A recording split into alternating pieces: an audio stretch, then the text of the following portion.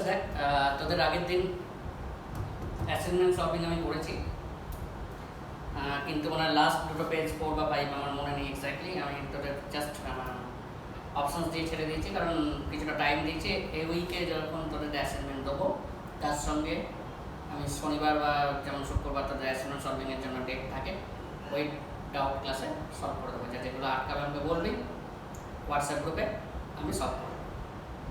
ওকে, আগের দিন দেখেছিলিস যে সিগনিফিক্যান্ট ফিগার বা সার্থক রাশি, সার্থক সংখ্যার মশলাকে ওই পর্যন্ত আমাদের হয়েছিল। হলো, এরপরে যেটা আছে শতকরা ত্রুটি বা ইনস্ট্রুমেন্ট, এগুলো দেখবি আছে, ভার্নিয়ার ক্যালিপার, স্ক্রু গেজ, এসব আছে। ইনস্ট্রুমেন্টগুলো আমি আগেই বললাম যে আমি যখন তোরা ফিজিক্যালি এখানে আসবে প্র্যাকটিক্যালের সময় পড়াবো, কারণ আমি এগুলো বোঝালে ইনস্ট্রুমেন্ট নিয়ে আমাকে বোঝাতে হবে। আমি এখান থেকে পড়ালে বা এমনি ক্লাসে জাস্ট পড়িয়ে ছেড়ে দিলে তোরা কিন্তু এই ঠিকমতো বুঝতে পারবে না, কিন্তু ইনস্ট্রুমেন্ট হাতে নিয়ে তোদের যখন বোঝাবো তখন দেখবি জলের মতো পরিষ্কার হয়ে যাবে এবং কোশ্চেন অ্যান্সার দিতে অনেক সুবিধা হবে।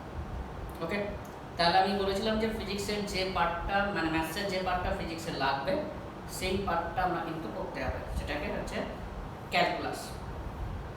হেডিং দেবি ম্যাথমেটিক্যাল টুলস বলে হেডিং দেবি, that is mathematics which is related to physics. প্রত্যেকটা ফর্মুলা, ডিফারেন্সিয়েশনের যে ফর্মুলাগুলো লিখবো, প্রত্যেকটা ফর্মুলা তোদের কিন্তু প্রুভ করতে হবে। যখন তোদের ম্যাথসের ডিফারেন্সিয়েশন হবে, সেটা 11-এর শেষে বা 12-এর প্রথমে, এবং সেখান থেকে 3 মার্কসের কোশ্চেনও আসবে। কিন্তু জাস্ট আমি এখন জাস্ট ফর্মুলাগুলো লিখছি, জাস্ট ফর্মুলার অ্যাপ্লিকেশনস করছি। কারণ আমি দেখিয়ে দিতে পারতাম কোথা থেকে এসছে ফর্মুলাগুলো, কিন্তু আমার ফিজিক্সে লাগবে না, তবুও আমি দেখিয়ে দিতে পারতাম। কিন্তু তার আগের চ্যাপ্টার লিমিট লাগবে, তার আগের চ্যাপ্টার ফাংশন লাগবে। সুতরাং তাহলে আমাকে ম্যাথসের ক্লাসে এখন 3 মাস পড়াতে হবে। ওকে, কিন্তু এই চ্যাপ্টার ক্যালকুলাস প্রত্যেকটা চ্যাপ্টারের মধ্যে কিন্তু লাগবে, প্রত্যেকটা চ্যাপ্টারের মধ্যে। মাত্রাও যেমন প্রত্যেকটা চ্যাপ্টারে লাগবে, সেরকম এই ক্যালকুলাস বা ম্যাথসের যে পোর্শনটা সেটাও কিন্তু প্রত্যেকটা চ্যাপ্টারের মধ্যে লাগবে। আমি আগে ফর্মুলাগুলো লিখছি এবং লিখে তার একটা করে অ্যাপ্লিকেশনস করছি। বুঝছে?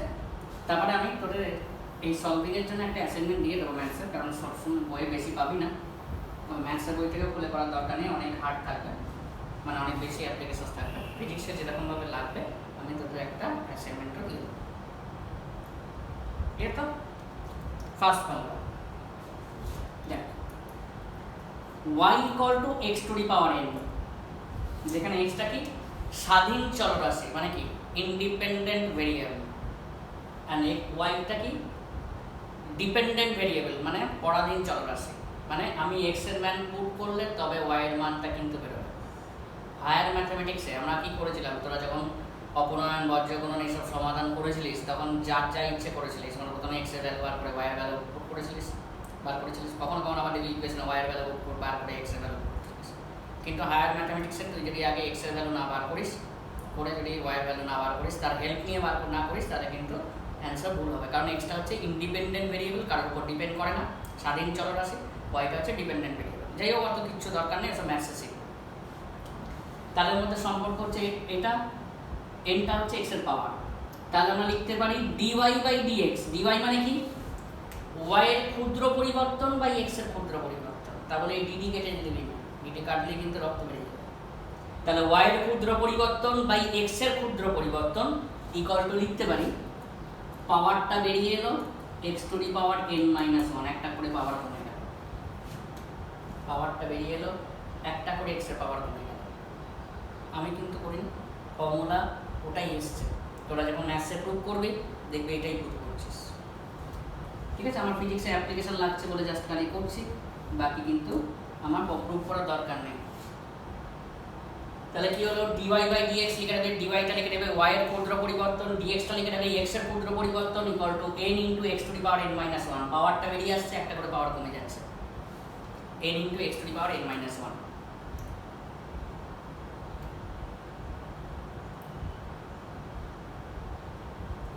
হলো example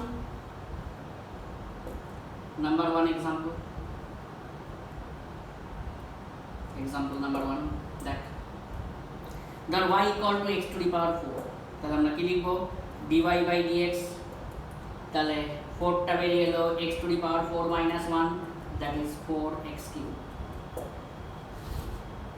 n x to the power n minus 1.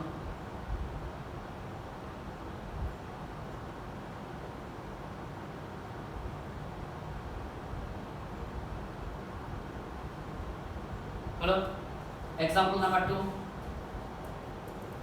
যদি এরকম থাকতো y equal to 5x square, তাহলে কি করব? দেখ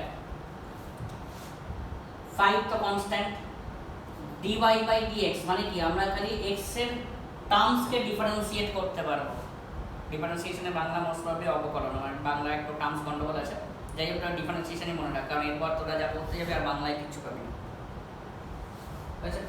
তাহলে dy by dx y এর ক্ষুদ্র পরিবর্তন বাই x এর ক্ষুদ্র পরিবর্তন ইকুয়াল টু 5 টা as it is কনস্ট্যান্ট বসে যাচ্ছে, এটা দেখ x to the power n এর ফর্মুলা অ্যাপ্লাই করছি, 2 টা বেরিয়ে এলো x to the power 2 minus 1 that is 10x।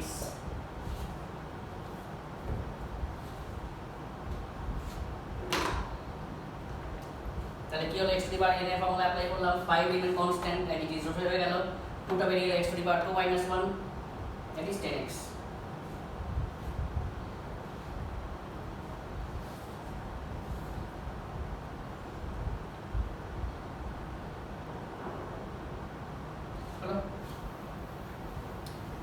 যদি এরকম থাকতো, ধর ওই ফার্স্ট ফর্মুলারই অ্যাপ্লিকেশন চলছে,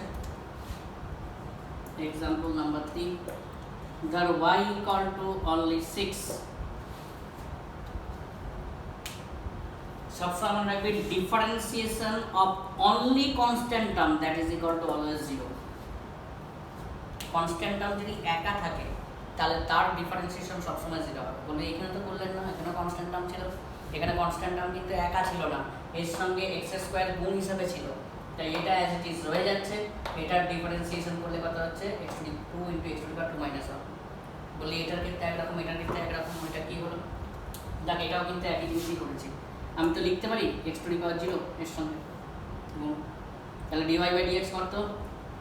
6 টা অ্যাজ ইট ইজ রয়ে যাচ্ছে, 0 * x to the power 0 minus 1 ultimately 0। Explain করার দরকার নেই, সবসময় মনে রাখবি 0 টা গুণ হয়ে সব 0 হয়ে যাচ্ছে, তার মানে কনস্ট্যান্ট টার্ম যদি একা থাকে তার ডিফারেন্সিয়েশন সবসময় 0 হবে।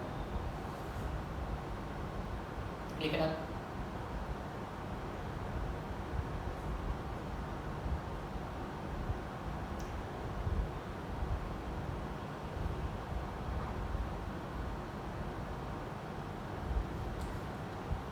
Example number 4,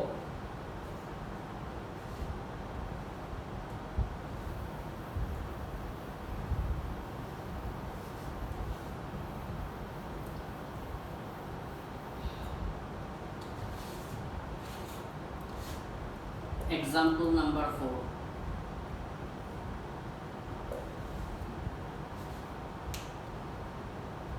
দেখ যদি এরকম থাকতো y equal to x cube minus 2x square plus 3x plus 1, এরকম গাঁথিয়ে দিয়ে দিলাম, আচ্ছা এটাকে বলা হয় চেইন রুল, মানে পর পর পর পর ডিফারেন্সিয়েট করে দেবো। দেখ দেখেন, তাহলে dy by dx কি হবে? প্রত্যেকটা দেখ x to the power n এর ফর্মুলা অ্যাপ্লিকেবল, এটা করলে কি হবে?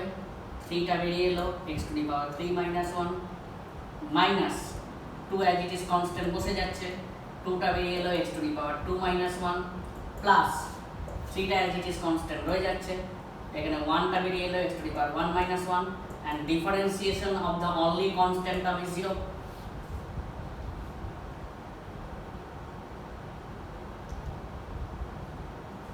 তাহলে কত এলো এখানে? 3x square minus 4x plus 3, cancel করে 2 minus 1 x to the power 1 হয়ে যাচ্ছে, 1 minus 1 0।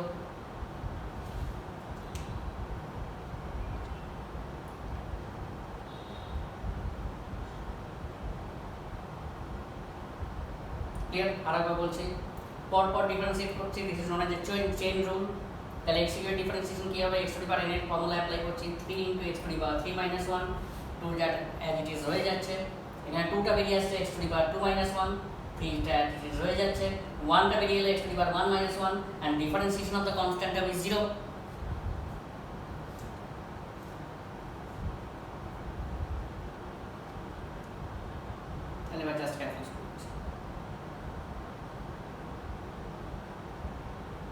ক্লিয়ার? নেক্সট ফর্মুলা, এটা ফর্মুলা 1 এর অ্যাপ্লিকেশন হচ্ছিল। নেক্সট ফর্মুলা,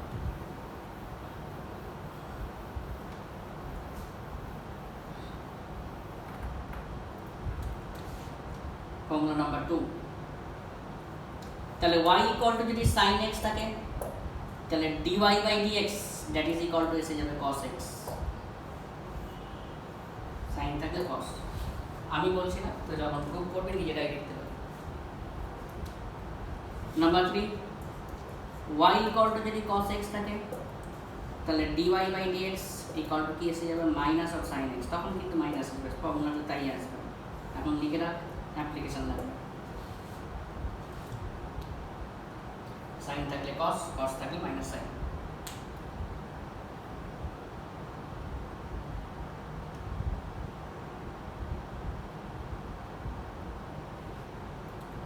আচ্ছা, নাম্বার 4,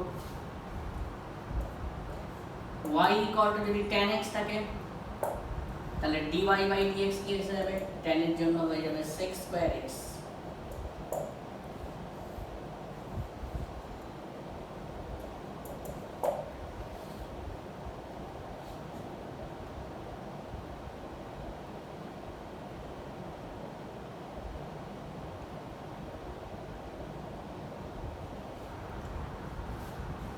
y ইকুয়াল টু যদি cot x থাকে তাহলে dy by dx equal to minus of cosec square x।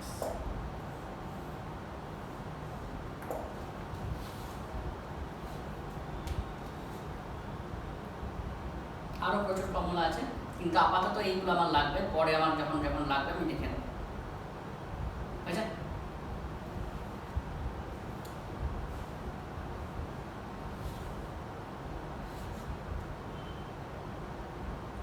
এর পরে একটা এক্সাম্পল দিই।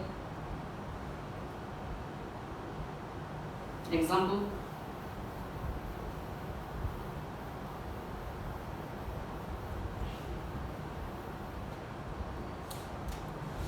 এক্সাম্পল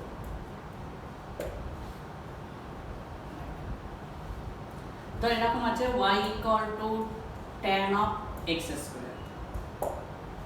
বা আপনি শেখালেন y equal two tan x দিলেন x স্কয়ার, ওই জন্য তো দেখিয়ে দিচ্ছি। তাহলে dy বাই dx করলে কি হবে, tan এর জন্য কি হবে sec স্কয়ার x না, sec স্কয়ার। অ্যাঙ্গেল কি ছিল, x স্কয়ারই ছিল, সেটাই বসাবো। উইদাউট মানে angle time sin cos tan এর কোনো তো এক্সিস্টেন্স নেই। tan এর জন্য কি ছিল sec স্কয়ার, তাহলে sec স্কয়ার এখানে x স্কয়ার ছিল বলে x স্কয়ার বসলাম। আবার ভেতরটা ডিফারেন্সিয়েট করছি, তাহলে কত হয়ে যাবে, x to the power n এর formula 2 into x to the power 2 minus 1, তাহলে কত হলো 2x sec square x square. আগে দেখে নে, তারপর বলছি। তোরা এক্ষুনি আমাকে বলবি যে বা আপনি এখানে আবার দুবার ধরে ডিফারেন্সিয়েট করে দিলেন, ওখানে তো বললেন না, ওখানেও কিন্তু করেছিলাম। দেখ y ইকুয়াল টু কি ছিল tan x, dy by dx কি হবে, tan এর জন্য কি হবে sec স্কয়ার, অ্যাঙ্গেলটা বসলো, ভেতরটা ডিফারেন্সিয়েট করলে কি হবে x to the power 1, 1 into x to the power 1 minus 1 that is x to the power 0 that is 1। তো 1টা লিখতে হবে না, তাই জন্য অটোমেটিক্যালি ওটাই এসে গেছিল। তার মানে এখানে কিন্তু ভেতরের পার্টটাও ডিফারেন্সিয়েট হচ্ছে। তার মানে কি হলো sec স্কয়ার x স্কয়ারের জায়গায় x স্কয়ার বসলো, অ্যাঙ্গেল ভেতরটা ডিফারেন্সিয়েট করলে কি হবে x to the power n এর formula 2 into x to the power 2 minus 1 that is 2x x square x square. এখানেও কিন্তু হয়েছিল x এর ডিফারেন্সিয়েশন 1 হয়ে গিয়েছিল বলে কোনো এফেক্ট করেনি কিছু।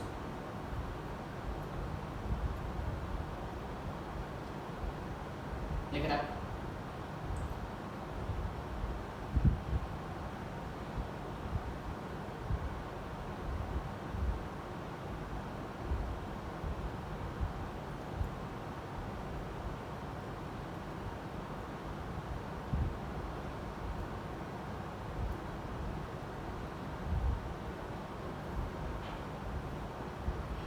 ওকে, তারপরে লিখবি মাল্টিপ্লিকেশন ফর্মুলা বা গুণের ফর্মুলা। লিখবে মাল্টিপ্লিকেশন ফর্মুলা বা গুণের ফর্মুলা।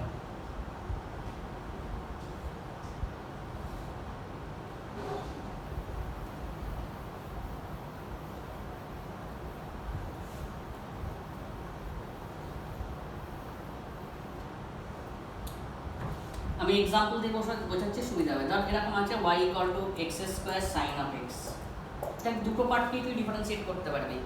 এক্স স্কোয়ারকে x to the power n এর ফর্মুলা, সাইন এক্স এর ফর্মুলা তো জানিস। তাহলে তখন কি করবো, তখন গুণের ফর্মুলা অ্যাপ্লাই করতে হবে। দেখ এটা হচ্ছে ফার্স্ট পার্ট, এটাকে বলে সেকেন্ড পার্ট, মানে first function second function. Function আমি কথাটা উল্লেখ করছি না কেন, এক্ষুনি আমি টেস্ট করি হোয়াট ইজ ফাংশন, তাহলে আমাকে আবার তারা চ্যাপ্টার যেতে হবে। সোজা কথা মনে করা, ফার্স্ট পার্ট এটা সেকেন্ড পার্ট, ফাংশন মনে রাখার কিচ্ছু দরকার নেই। ফর্মুলাটা কি দেখে নে, আমি বলছি মুখে, dy বাই dx করলাম। Second part remain constant, first পার্টের ডিফারেন্সিয়েশন মানে x to the power n এর ফর্মুলা অ্যাপ্লাই করলাম, 2 * x টু দি পাওয়ার 2 - 1 মাঝখানে plus first part remain constant, differentiation of the second part that is sin এর differentiation equal to cos x। কি হলো, second part remain constant, differentiation of the first part plus first part remain constant, differentiation of the second part. তাহলে 2x sin of x plus x square cos x, just simple calculation করে দিলাম। তাহলে this is known as a multiplication formula বা গুণের formula. তাহলে আবার বলছি, second part remain constant, differentiation of the first part plus first part remain constant, differentiation of the second part. Okay,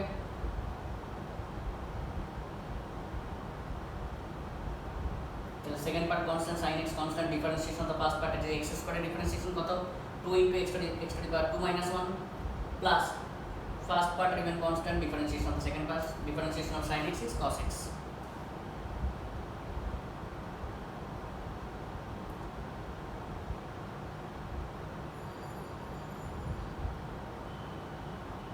Clear? Next লিখবি divide formula বা ভাগের formula.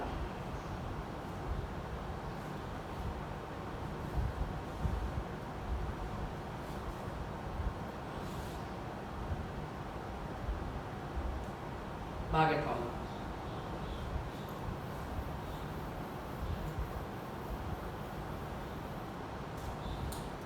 ধর এরকম আছে y equal two x cube tan x, দুটো পার্টকে differentiate করতে পারবি। উপরেরটা হচ্ছে x to the power n এর ফর্মুলা, নিচটা হচ্ছে tan x এর ফর্মুলা তো জানিস। তাহলে ভাগের ফর্মুলাটা অনেকটা গুণের মতো। কি হবে, এটা হচ্ছে ফার্স্ট পার্ট, এটা হচ্ছে সেকেন্ড পার্ট। তাহলে দেখ সেকেন্ড পার্টের স্কয়ার লম্বা লাইন টেনে, উপরেরটা গুণেরই ফর্মুলা, জাস্ট খালি মাঝখানে মাইনাস বসবে। আগে কি করলাম, সেকেন্ড পার্টের স্কয়ার করে দিলাম, নিচে একটা বড় লাইন টেনে নিচে সেকেন্ড পার্টের স্কয়ার করে দিলাম। উপরেরটা গুণেরই ফর্মুলা, জাস্ট খালি একটা মাঝখানে মাইনাস বসবে, মানে second part remain constant, first পার্টের ডিফারেন্সিয়েশন মানে 3 * x to the power 3 - 1 মাঝখানে minus, first part remain constant, second পার্টের ডিফারেন্সিয়েশন tan এর জন্য sec square x। কি হলো, নিচের সেকেন্ড পার্টের স্কয়ার, উপরেরটা মাল্টিপ্লিকেশনেরই ফর্মুলা, জাস্ট খালি মাঝখানে একটা মাইনাস বসবে। কি হলো, second part remain constant, differentiation of the first part minus first part remain constant, differentiation of the second part. Second পার্টের ডিফারেন্সিয়েশন tan এর জন্য কত হয় sec square x, একটু আগে বলেছি। তাহলে কত আসছে এখানে দেখ, 3x square tan x minus x cube sec square x by tan square। সেটাকে ক্যালকুলেশন করতে পারিস, করে এদিক ওদিক করতে পারিস, কিন্তু ফিজিক্সে অত কিছু দরকার নেই।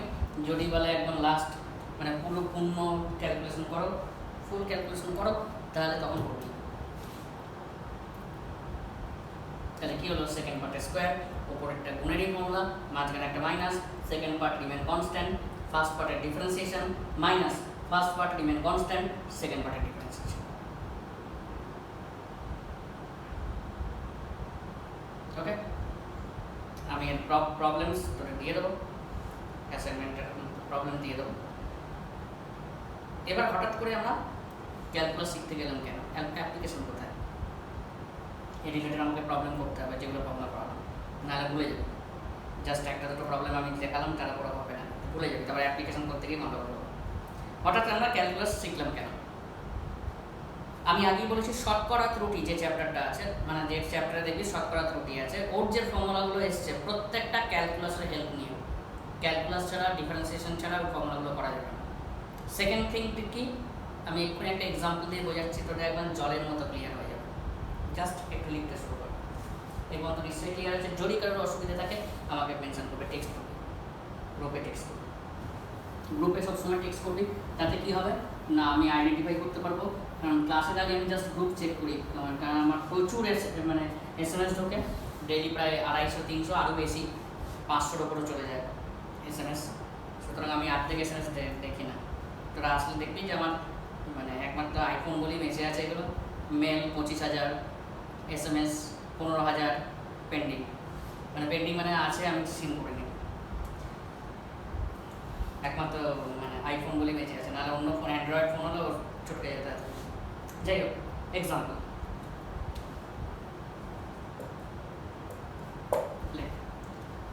কোন বস্তুর স্মরণের সঙ্গে সময় সম্পর্কযুক্ত সমীকরণ হল, কোন বস্তুর স্মরণের সঙ্গে সময়ের সম্পর্কযুক্ত সমীকরণ হলো, স্মরণের সঙ্গে সময়ের সম্পর্কযুক্ত সমীকরণ হলো s equal to t cube minus 2t square plus t plus 1,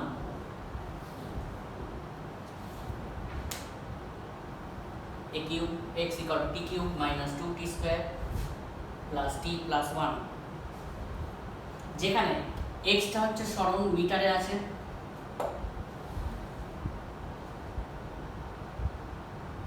x টা হচ্ছে স্মরণ মিটারে আছে, t হলো সময় সেকেন্ডে আছে, x হলো স্মরণ যেটা মিটারে আছে, t হলো সময় যেটা সেকেন্ডে আছে।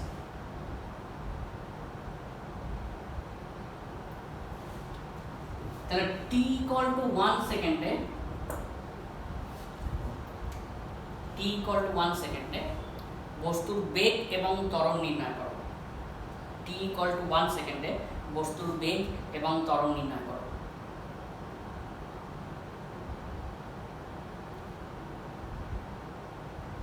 তাহলে আরেকবার বলছি কোশ্চেনটা, স্মরণের সঙ্গে সময়ের সম্পর্কযুক্ত সমীকরণ হলো এটা, যেখানে x টা হচ্ছে স্মরণ যেটা মিটারে আছে, t টা হচ্ছে সময় যেটা সেকেন্ডে আছে, t equal to 1 সেকেন্ডে বস্তুর বেগ এবং ত্বরণ নির্ণয় করো। লক্ষ্য করে দেখ, এখানে যদি y থাকে, এখানে যদি x থাকে, তাহলে আমরা কি লিখছিলাম dy/dx। তাহলে এখানে x আছে, এখানে t আছে, তাহলে আমরা কি লিখব dx/dt।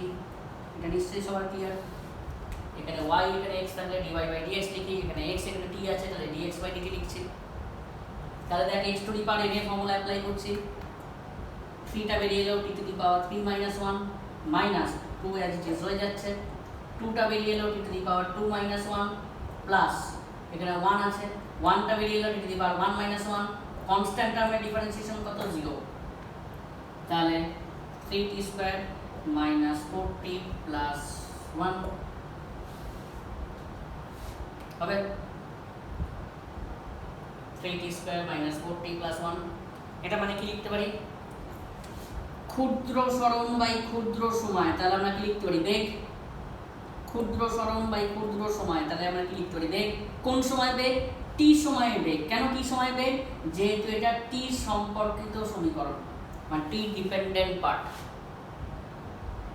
তাহলে ক্ষুদ্র স্মরণ dx টা কি ছিল, x টা কি ছিল স্মরণ, dx মানে কি লিখতে পারি ক্ষুদ্র স্মরণ, t টা কি ছিল সময়, তাহলে ক্ষুদ্র সময়, তাহলে ক্ষুদ্র স্মরণকে ক্ষুদ্র সময় দিয়ে ভাগ করলে কি পাবো বেগ। এটাকে যদিও বলা হয় তাৎক্ষণিক বেগ, সেটা আমরা একমাত্রিক গতিতে বলবো। যাই হোক, বেগ কোন সময় বেগ, t সময় বেগ।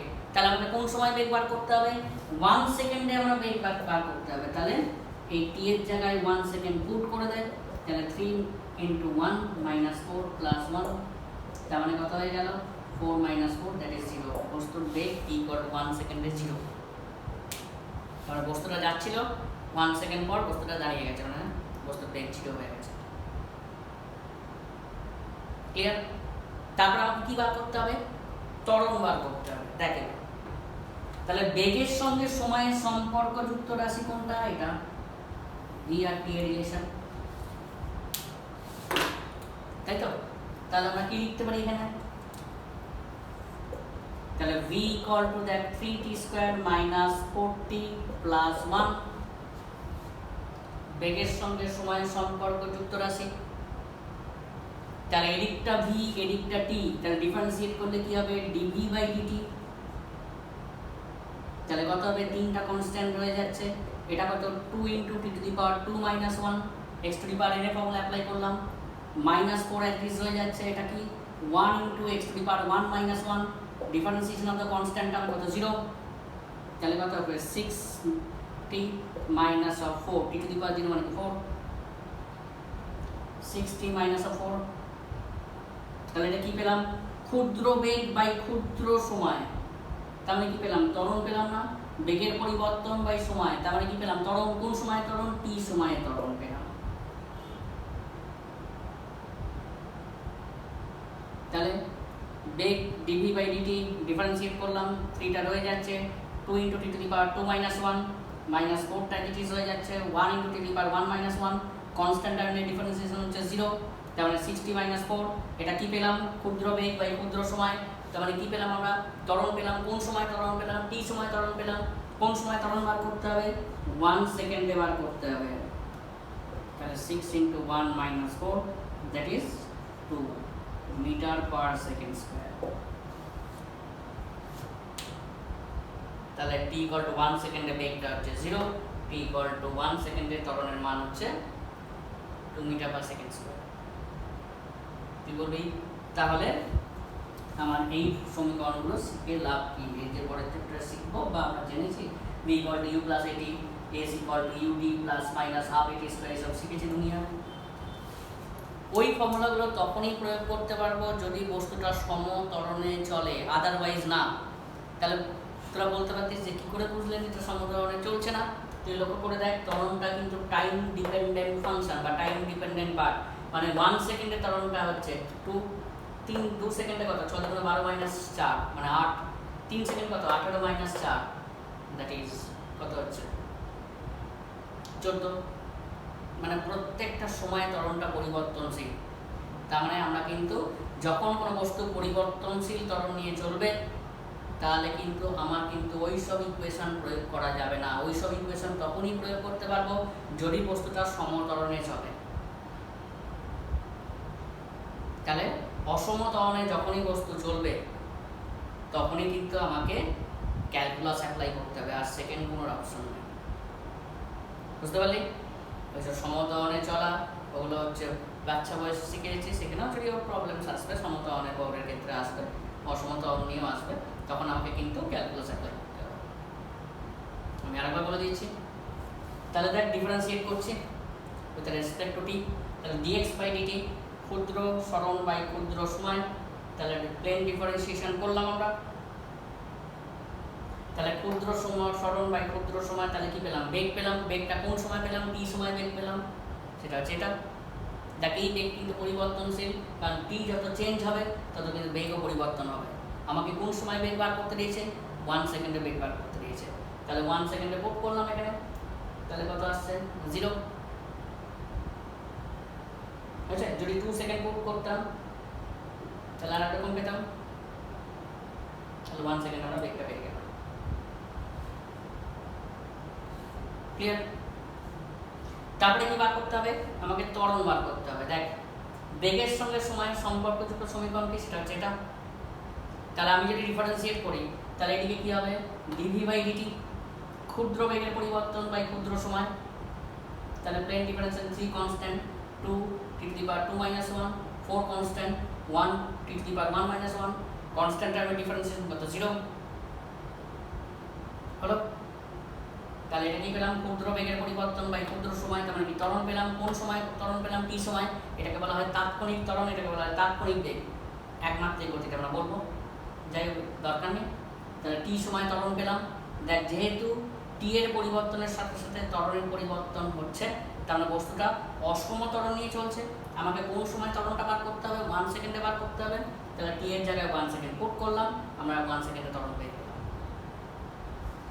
তার মানে অসম ত্বরণশীল বস্তুর ক্ষেত্রে আমরা কিন্তু বেগ ত্বরণ যে কোনো কিছু বার করতে পারবো যদি আমরা সমীকরণটা জানি। ক্যালকুলাস দিয়ে কিন্তু এরকম অনেক কিছু বার করা যায়। ইরেগুলার সেকশনে এরিয়া বার করা যায়, ভলিউম বার করা যায়। রেগুলার সেকশনে এরিয়া ভলিউম আমরা নর্মালি বার করেছি, কিন্তু ইরেগুলার সেকশনে যখনই বার করতে যাবো আমাকে with the help of calculus বার করতে হবে। বুঝছে? পরের দিন আমি এর প্রবলেমস কিছু করাবো, এই একমাত্র কিছু এক্সাম্পল করাবো, তারপরে আমি নেক্সট চ্যাপ্টারে যাবো। আমি এই চ্যাপ্টারের তোরা আজকে দেখে নেওয়ার পর আজকে সন্ধ্যাবেলা বা কালকে আমি তোদের একটা অ্যাসাইনমেন্ট দেবো এই প্রবলেমসের ওপর, যেটা আমি শনিবার দিন ওপর সলভ করে দেবো। যদি আগের চ্যাপ্টারে যেটা যদি না 4 আর 5 নম্বরের মনে হয় পেজটা যেগুলো আটকাবে আমাকে হোয়াটসঅ্যাপে SMS করবি, আমি সেইগুলো করছি। পুরো সলভ করতে গেলে তারা সারাক্ষণ ওইটাই চলে যাবে। যেগুলো আটকাবে আমাকে বলবি, আমি সেগুলোই সলভ করে দেবো। ওকে।